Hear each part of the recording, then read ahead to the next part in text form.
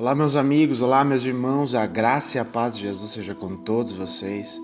Graças ao bom Deus, nós estamos aqui mais um momento, na presença de nosso Deus, podendo aprender com suas escrituras, amém? Hoje nós estaremos lendo Lucas de número 17 e olha que a palavra de Deus nos ensina. Jesus disse aos seus discípulos: é inevitável que aconteçam coisas que levem o povo a tropeçar, mas ai da pessoa por meio de quem elas acontecem.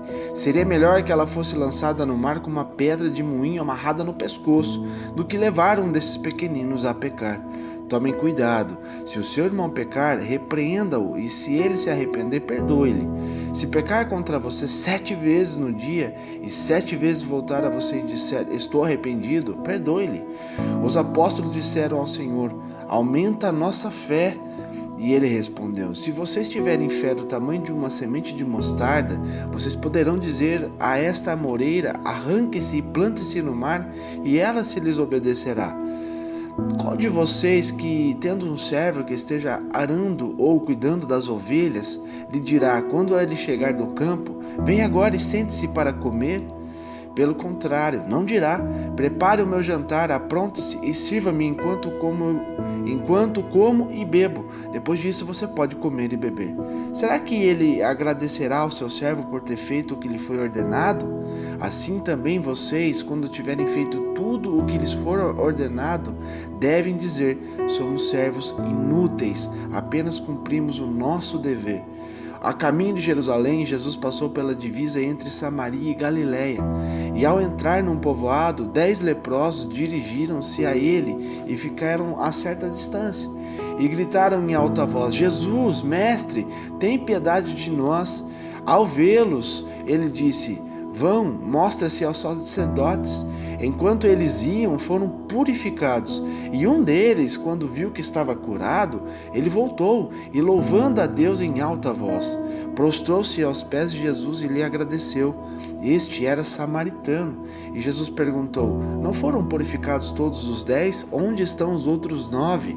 Não se achou nenhum que voltasse e desse louvor a Deus, a não ser este estrangeiro.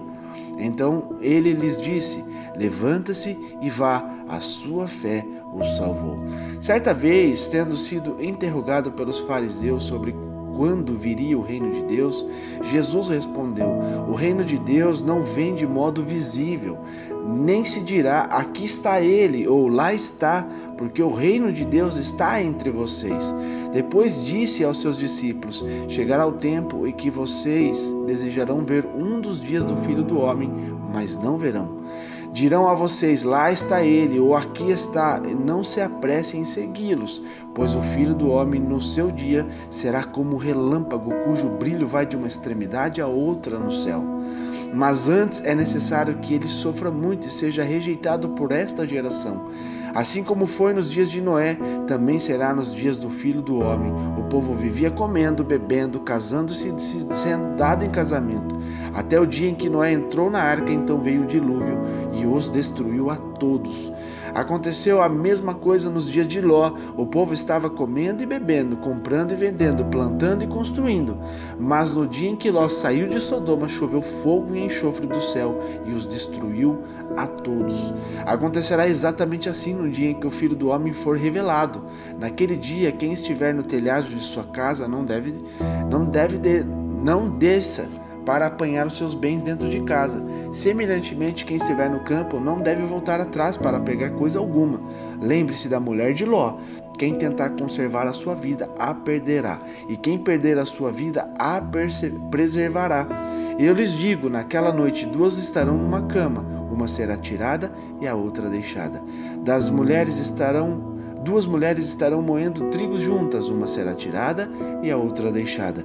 2 pessoas estarão no campo, uma será tirada e a outra deixada.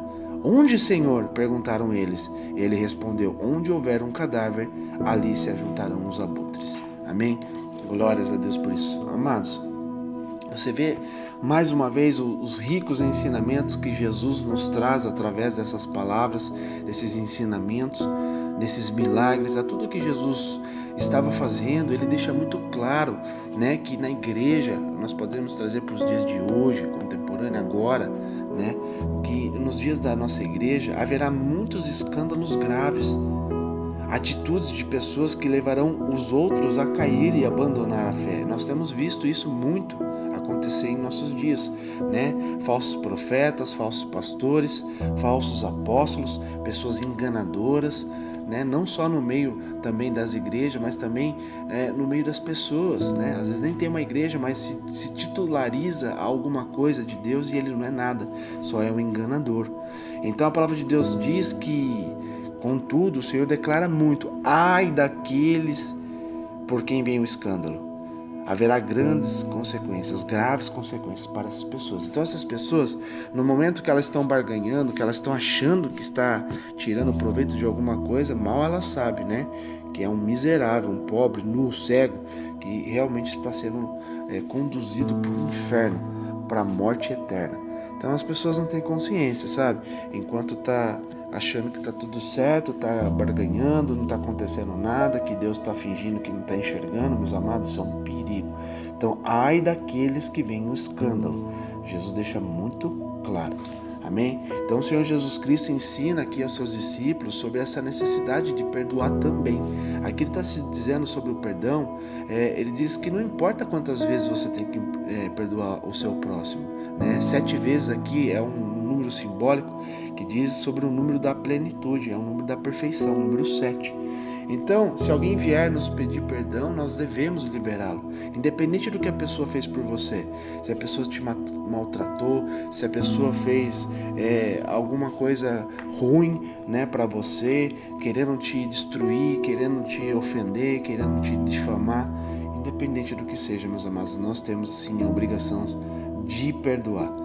E nunca pedir justiça para Deus, porque entenda, se você está pedindo que Deus faça justiça contra o teu inimigo, você tem que entender, a justiça de Deus é tão perfeita que a justiça dele vai ser contra ti também. A tua vida está totalmente tomada na presença de Deus, está totalmente perfeita diante de Deus, porque se você tiver algum deslize, algum pecado, alguma fraqueza, alguma coisa que você está fazendo de errado, você também vai entrar em juízo. Então, meus amados, nunca peçamos para o Senhor justiça, juízo, porque para nós será também da mesma forma. Peçamos misericórdia, meus amados, misericórdia pelo nosso inimigo, misericórdia pelas nossas vidas. Ele sempre está procurando que Deus possa nos revestir, nos proteger da maldade e também perdoar as pessoas que estão fazendo a maldade para que elas também não venham ser destruídas e ser lançadas no inferno. Amém? Então que nós sejamos com o coração de Jesus, aprender a perdoar, porque naquele momento que ele estava na cruz do Calvário, né, ele estava ali injustamente, porque ele era perfeito, ele era sem pecado, sem maldade alguma, sem mácula nenhuma, mas ele estava pagando o meu e o seu pecado, a minha e a tua transgressão, a transgressão da humanidade. Então, ali naquele momento que as pessoas estavam torturando, zombando dele, ele clamou a Deus: Pai, perdoe-lhes, pois eles não sabem o que estão fazendo. Amém? E nós temos que ser como Jesus Cristo. Então, a gente vê que ao ouvir isso, ali os discípulos pedem que o Senhor também aumente a fé deles. Ou seja, eles reconhecem que não creem o suficiente para praticar tal atitude. No entanto, eles querem ter essa fé. Isso não é diferente de mim, de você. Nós vemos Deus fazer tantas coisas que está registrado no livro da vida, que é a palavra de Deus, de feitos maravilhosos, miraculosos que Deus fez através de uma pessoa, através da fé. Nós temos que compreender que nós, tratando a nossa fé, nós trabalhando a nossa fé, regando a nossa fé, nós temos condições também de gerar milagres pelo nome do nosso Deus. Então nós temos sim, não importa o tamanho da tua fé, importa você ter a iniciativa de colocar em prática a tua fé. Então Jesus Cristo diz que eles não precisam de uma grande fé, né? Ele simboliza aqui o tamanho da grão de mostarda, que é pequenininho, mas sim a disposição deles. Se houver essa fé inicial, ela vai florescer e as coisas impossíveis vão se tornar possíveis, entende? Então a gente tem que sim começar a praticar a nossa fé, e conforme a gente vai praticando, ela vai crescendo e gerando milagres. Amém? Então Jesus aqui também nos ensina que a obediência é uma obrigação.